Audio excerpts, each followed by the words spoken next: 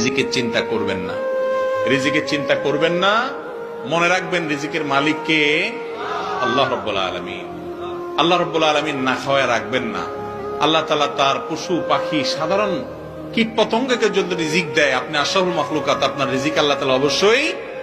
শুধু রিজিকের ধান্দায় পড়ালেখা করা এটা কখনো সুশিক্ষা হতে পারে